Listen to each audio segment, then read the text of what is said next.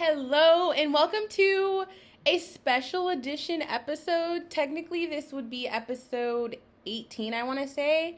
However, I'm taking a little bit of a tangent because one of the reasons why I wanted to start this channel was to document the journey of what it is like to have been living abroad for 3 years and then, bam! Bam! I don't know why I did that. Hold on. I just got distracted. Me getting distracted by my own antics. Bam!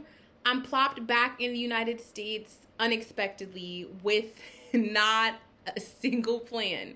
And just document this because this is wild. This is uncharted territory. I mean, this channel is called Meandering with Purpose, Meandering with Nia. And so I just wanted to document this journey. And yesterday, sorry, just hit the table. Yesterday was a tear-filled day. I wrote in my journal this morning, I cried driving on the freeway last night. The tears came and the grimmest, ugly face accompanied.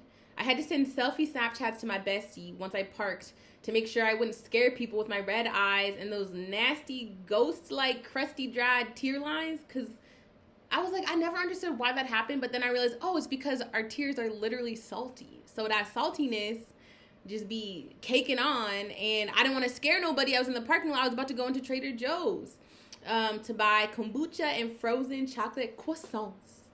And so I wanted to talk a little bit about why those tears came and just think out loud a little bit, because I've been having some good reflections. I've been journaling about it a little bit, and also I've decided to attempt the vlog era as well. So for future Nia, past Nia, present Nia, wanted to just say some things on here. So the reason why the tears came is because, as you all know from my July 16th episode, I decided to say yes to a year-long lease in the United States of America in the year of our Lord and Savior 2025, when a unnamed individual is currently residing as the president of this country. And the price of living and eggs is no words. This was not the plan. And as I am sitting with the reality, right, as we've been going through the book Meditations for Mortals by Oliver Burkeman, one of the things that he starts off the book with is saying, all of life is a series of decisions and you deal with the consequences. So a decision that I made on July 16th is I'm saying yes to a monthly rent lease for 12 months, for a year. And that is in USD. It is in USD. And that price that I am paying, that I've committed to, comes with consequences. A beautiful consequence is I get this beautiful home. Well, sorry, it's a little messy back there. Lots of beautiful sunlight to myself. I get a beautiful space. Another consequence is every month I will need to spend X amount of dollars to pay for this rent. And then you add in utilities, blah, blah, blah. So what does that mean? That means I need to find a job, i.e. find some sort of financial stability and consistency. That I have been able to make things work in South America for the past 3 years.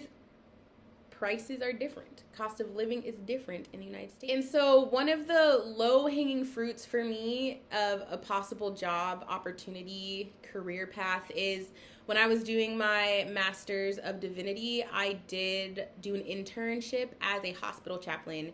And so the next step in becoming a full-time employable hospital chaplain is to do a 1-year residency. And the city that I am located in does have a couple of hospitals that offer that. And I found out that there was a program that potentially had openings on September 2nd and then also another one on September 8th. My move-in date is September 1st. And I was like, at first I was thinking, oh my gosh, this is amazing. Literally days, hours, within 24 hours of moving, if I did this September 2nd, I could have a full-time job with benefits, la di di da di da. And that's wild, like that's provision. And then as I started emailing these folks, asking about the requirements, blah, blah, blah, I was brought back. To 2019, 2020, mind you. A lot of things happened in 2020.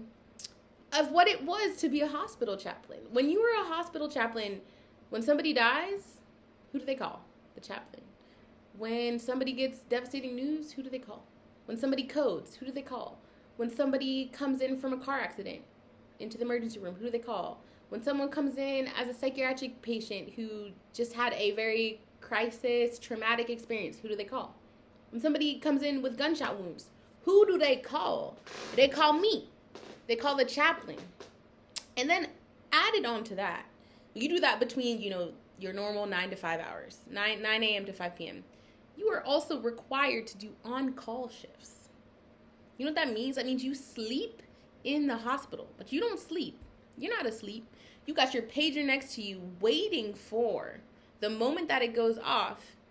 And at 3 o'clock in the morning, you are called up to the intensive care unit because a mother is having to take their 21-year-old son off of life support. That's what you're waking up to somebody just code blue, and they're trying to resuscitate a person, and you don't know if they're going to make it or not, And so the body keeps score. And as I thought about that, I'm not saying this is a never possibility for me. I'm just saying I have spent 3 years of my life where my literal life routine has been waking up, drinking a cup of coffee, journaling, reading, going for a run along the river, reflecting, eating, oh my God, in Brazil, the most delicious acai for like the equivalent of $1.69. And then taking a shower, and then going to Pilates, and then doing capoeira, and then doing Afro danza. That was my life for 3 years. Well, my last 6 months. But I mean, when it was in Cali, it was waking up, going to my favorite coffee shop, doing the same vibes, journaling, and then going to salsa classes, and then going to the salsa clubs at night. You know what I mean? Like, to go from that to literally, like, sleeping in a hospital to wait until I find out the next time, like, somebody just needs to be resuscitated or someone died. Like, that's wild. Like, that is giving night and day. It's giving polar opposite. And on top of that, this is why you got to be careful about having really incredible best friends. My bestie asked me, girl, like, I know you talk about doing hospital chaplaincy. I want to ask you sincerely, are you saying you want to do this because it's an easy route for you to take, i.e. people will understand, it's legible for the outside world, it's a normal job? I mean, normal, I feel like waking up to people dying is not normal, but it's got your classic health benefit, it's got a lot of security, it's got financial and career security. And are you choosing it because of those things, which is fine, or are you choosing it because you actually want to, and this is something that you're excited about? And I mean, I gotta be honest, my body it's giving tightness of chest, it's giving racing heart, it's giving, we gotta work through some stuff before we just dive back in. And I think starting a job that some weeks would be up to like 50 to 60 hours a week, when the majority of these encounters are very difficult and serious. A mere 24 hours after moving my entire life into a new home and not having had a home in the United States for at least 4 years. That, maybe we don't have to rush into that, Maybe we don't have to rush into that. And then as I kept thinking about this more, I started to ask myself, because, I've applied and gone to a couple of gyms to see if they're taking applications for yoga instructors, blah, blah, blah, blah.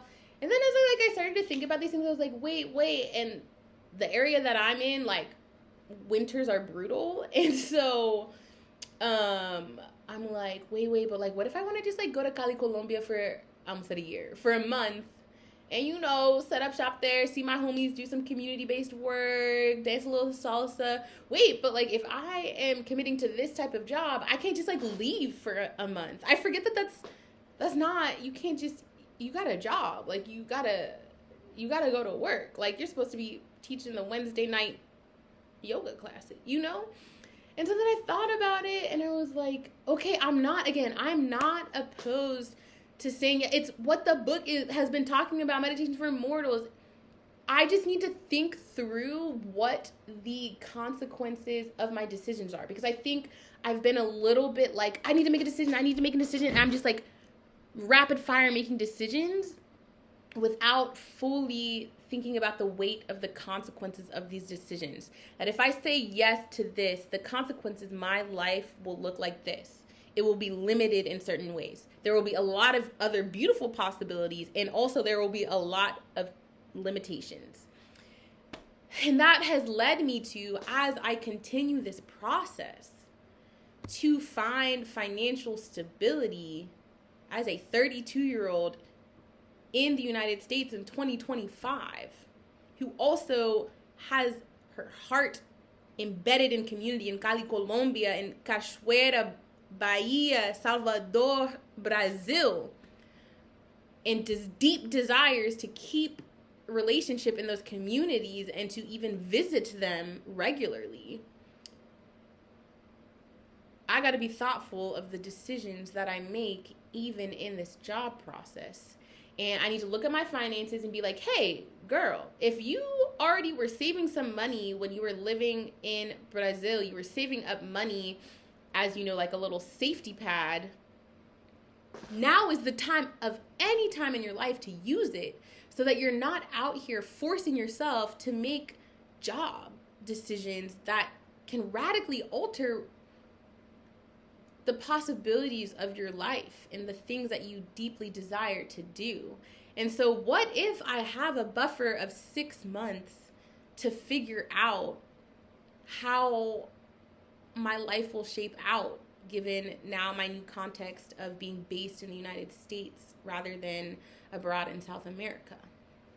And so if I can just start with, hey girl, hey Nia, hey cutie, you actually don't have to make a binding job decision within the next 36 hours.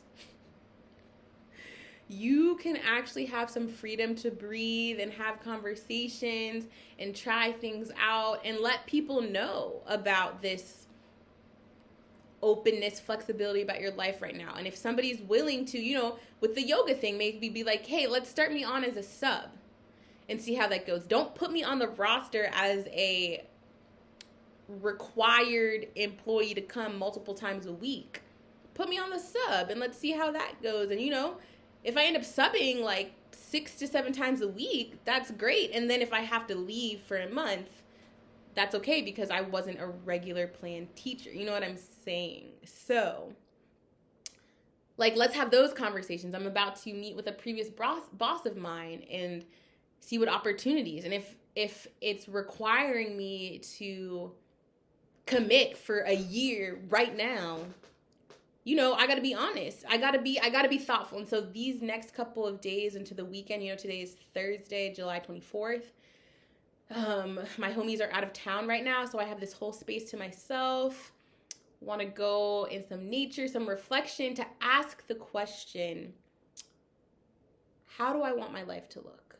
What do I want my life to look like? Which, 15 minutes later of rambling, reflecting, brings me back to the beginning of this video about why I started ugly crying. I started ugly crying because I asked myself that question as I was driving on the freeway, and the immediate answer that came to my mind was, I was already living the life that I dreamed of. I was already living the life that I wanted to.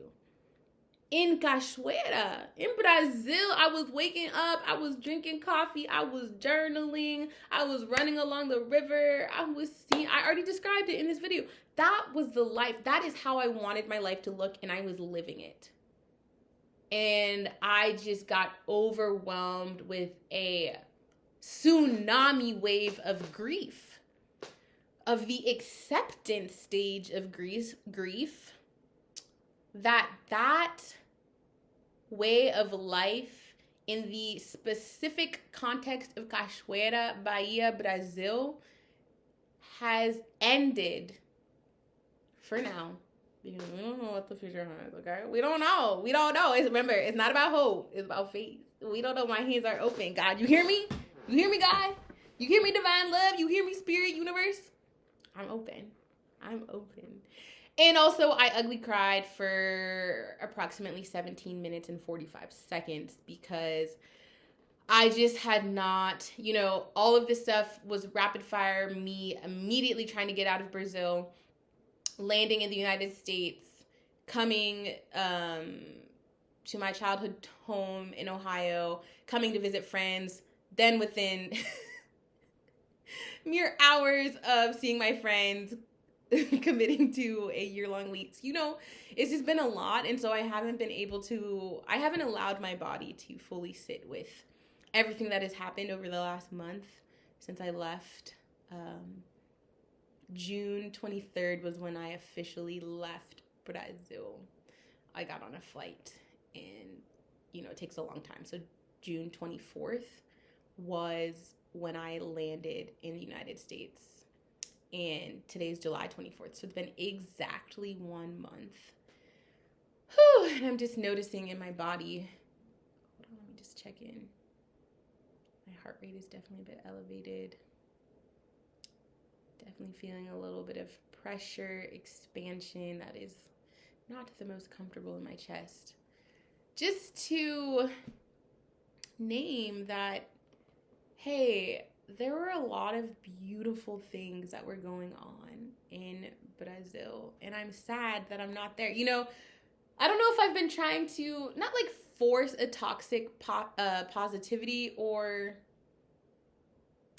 like force acceptance of everything, because what I've realized, shout out to this book, Polysecure, which talks about the abundance of love.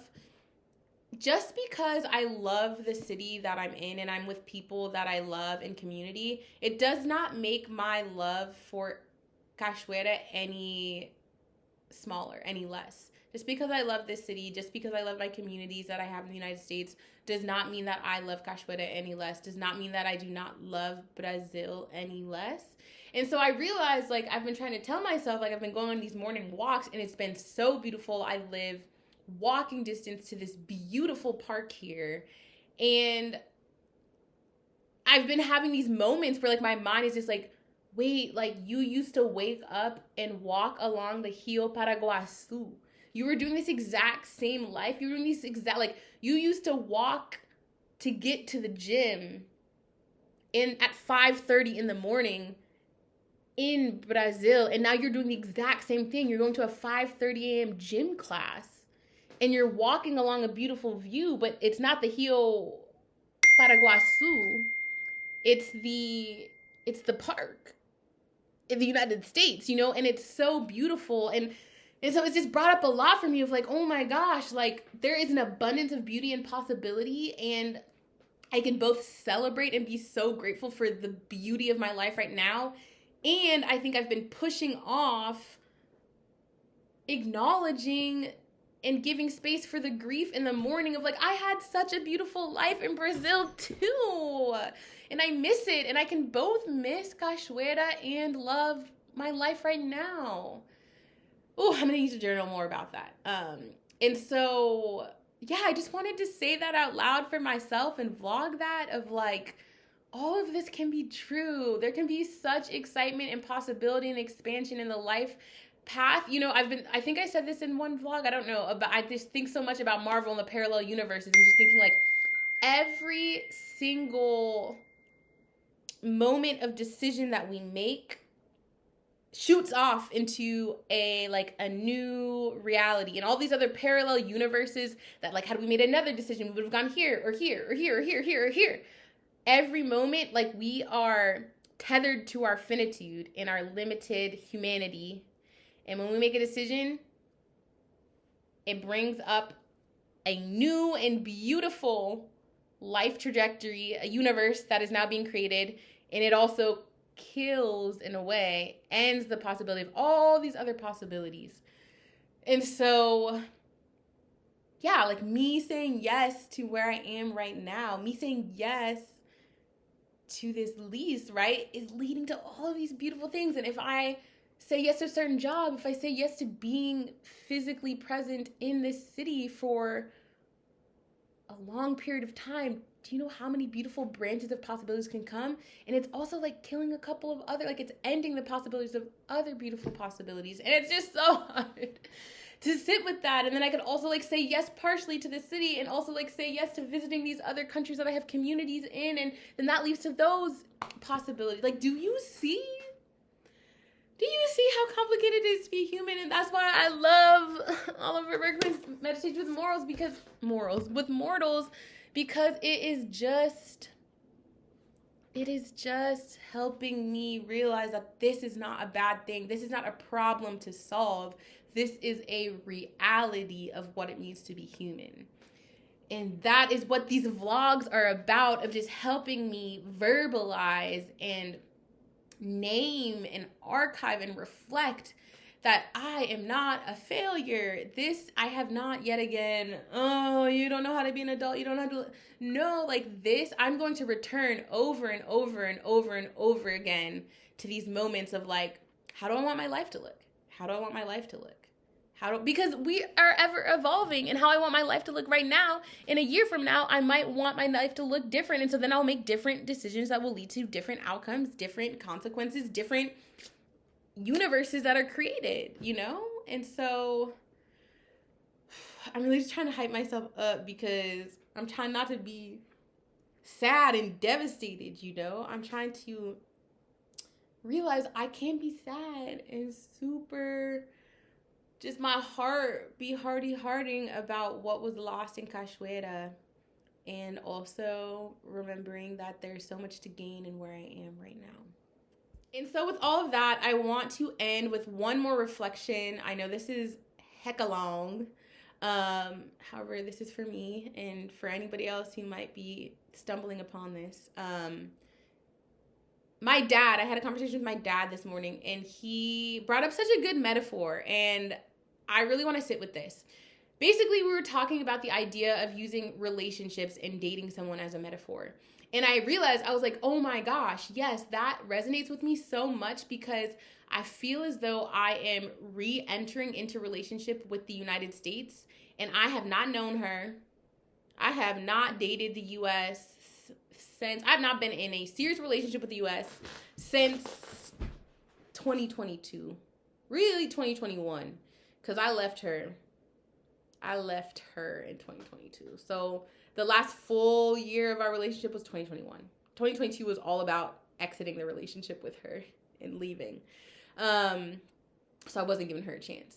And the United States in 2025 is very different than the United States in 2021. I'm literally in a different city, a different state, a different life stage. I was about to get married in 2021. So it's different. It's giving different. And so I, for the sake of her and for the sake of me, need to do due diligence to, like, date her and get to know her before I start making full-time commitments, you know? And so it's like, okay, girl, all right. So this is how much it'll cost to date you.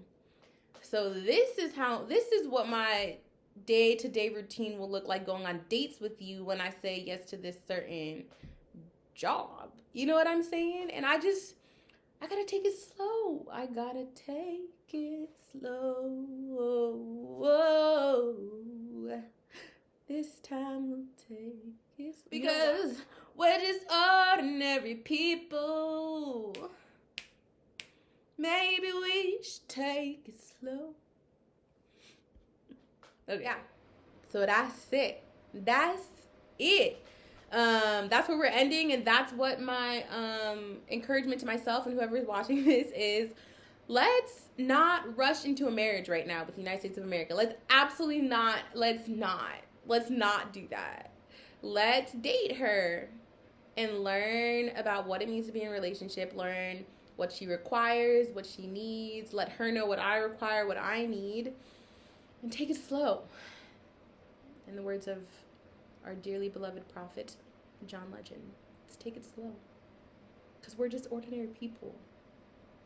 So, on that note, I'm going to journal a bit more. I'm going to read day 18 of Meditation for Immortals and film that and take it slow. Also, today I get my hair done. I'm checking out a loctician in the area. So, tomorrow my hair should be looking different. All right, I love y'all.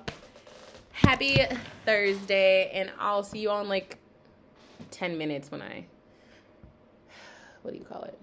film episode 18 of the Meditations for Immortals series. Okay, bye.